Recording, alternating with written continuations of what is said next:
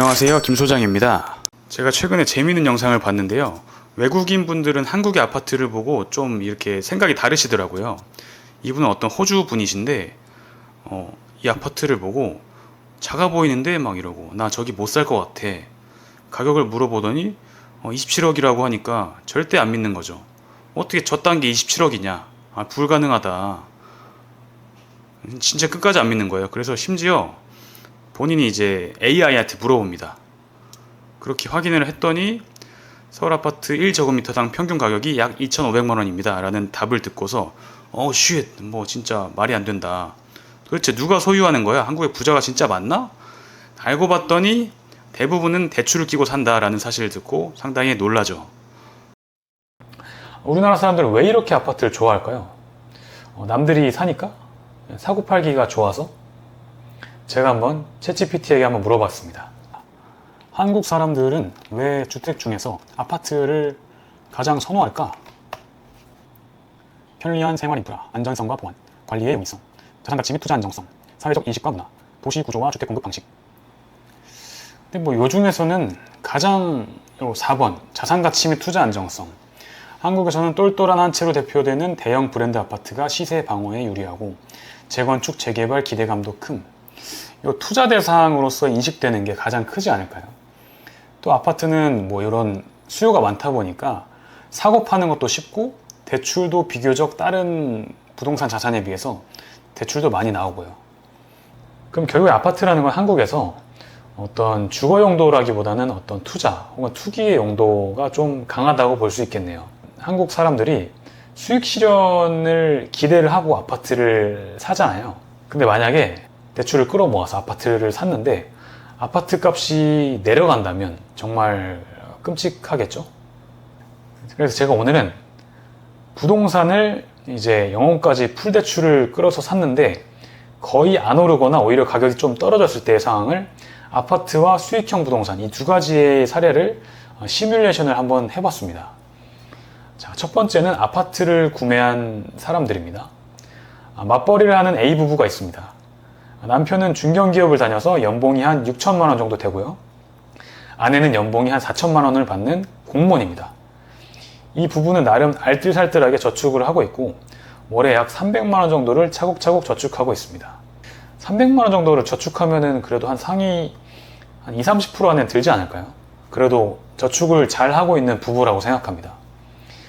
이 부부는 그러니까 남들처럼 똘똘한 한 채를 사서 시세 차익을 보자는 생각에 양가 부모님의 손도 조금 벌리고 그다음에 본인들이 모아둔 돈과 함께 이제 6억 원의 풀대출을 써서 약 10억 원에 서울에서 아파트를 구매하게 되었습니다. 계속 전월세를 살다가 드디어 꿈에 그리던 아파트 소유자가 된 거죠. 그리고 약 5년이 지났습니다. 그 사이에 이 부부는 아이가 한 명 태어났고 아이에게 들어가는 양육비용이 들어가지만 그래도 본인들의 연봉도 올랐기 때문에 똑같이 월 300씩을 저축하고 있죠. 지금도 여전히. 근데 아까 말씀드린 대로 아파트 가격은 그냥 그대로 10억 원입니다. 6억의 대출 중에서 이자율을 한 3%로 잡고 한 달에 나가는 이자 비용이 한 150만 원 정도 되고 원금을 150만 원 갚을 수 있겠죠. 왜냐면 총 300 정도를 저축하고 있었으니까. 자, 그렇게 해서 5년이 지났지만 계산을 해보면 원금을 1억도 갚지 못하고 대출금이 아직 5억이 넘게 남아 있습니다. 그래서 이 부분은 이제 2030년에 여보 우리는 2055년까지만 더하면 이 아파트는 우리 거야. 뭐 이렇게 A 부부는 결의를 다지면서 이 이야기가 마무리가 됩니다. 자, 아무튼 그럼 B 부부의 선택을 한번 볼까요? B 부부를 보겠습니다. B 부부는 남편은 이제 사업을 해서 연 1억 정도를 벌고 있고요. 아내는 아이들을 키우면서 살림을 하는 주부입니다. 이 부부도 똑같이 월 300 정도를 저축한다고 가정하겠습니다. 이 부부는 근데 그 주거 퀄리티에 막 그렇게 비중을 두고 있지 않아서 3룸이 4개 있는 10억짜리 다가구 주택을 여기 똑같이 6억 원의 풀대출을 땡겨서 구매했고 이 부부는 탑층에 살기를 결심했습니다. 사실 다가구 탑층에 살면 아파트랑 다르게 옥상에서 텃밭을 가꾸고 뭐 고기도 구워 먹고 뭐 이런 장점이 있습니다. 대신에 뭐 관리적인 측면에서 확실히 아파트보다는 주거 퀄리티가 좀 떨어진 것은 사실입니다. 자, 아무튼 이 부분은 탑층에 살면서 약간 불편하지만 아래층 3가구 중 2가구는 흔히 말해서 이제 에어비앤비죠. 외국인 도시 민박업을 돌리고 있고 한 개 층은 외국인들 이제 쉐어하우스로 돌리고 있습니다.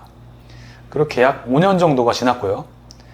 이 3가구에서만 나오는 수익이 약 월 500만 원 정도의 금액입니다. 500만 원이 저는 근데 정말 보수적으로 잡아서 500만 원이라고 생각합니다. 3룸 임대로 돌려도 서울에서는 3룸이 평균 한 120에서 한 150 정도 하니까 임대로 돌려도 한 400 가까이 나오잖아요. 500만 원 정도면 저는 정말 보수적으로 잡은 금액이고요. 사실 뭐 더 나오지만 아무튼 500만 원의 추가 수익이 나온다고 이렇게 가정을 하겠습니다. 그리고 기존 저축 금액이 이제 300만 원 정도 있으니까 총 800만 원의 이제 월 저축 금액이 생겼죠. 그럼 이제 이자를 150만 원을 똑같이 내고 있고, 그러면 원금 상환할 수 있는 금액이 약 한 달에 650만 원이 되어 있습니다. 그렇게 약 5년이 지났습니다. 그래서 2030년에 보니까 이 가족은 이제 약 1억 원만 더 갚으면 원금 상환이 끝나서 이 집이 이제 본인들 집이 되죠. 그래서 내년부터는 이 건물을 그냥 아예 통째로 임대를 돌려서 자기들은 이제 조금 더 쾌적한 어떤 전셋집을 찾아서 간다거나 그렇게 하려고 하는 상황입니다. 자, 결과적으로 A부부와 B부부의 2030년의 재정 상태는 보시는 바와 같습니다. 자, 여기까지가 시세 차익이 오르지 않았을 때를 가정해서 시나리오를 한번 적어 봤는데요. 저는 지금 이 시나리오가 나름 공정하고 현실적이게 적었다고 생각하는데요. 뭐 아무래도 제가 다가구나 상가주택을 권하는 채널이기 때문에 조금 좀 편향적인 부분도 있을 수 있습니다. 그런 부분이 있다면 댓글로 지적해 주시면 제가 겸허히 받아들이겠습니다. 제가 다음 영상에서는 부동산 경기가 좋아져서 시세 차익을 봤을 때의 상황을 가정해서 똑같이 지금처럼 다가구를 샀을 때와 아파트를 샀을 때 이 두 가지를 비교하는 시나리오를 한번 만들어서 찾아뵙겠습니다. 다음 영상이 궁금하시다면 구독과 좋아요 부탁드리겠습니다. 감사합니다.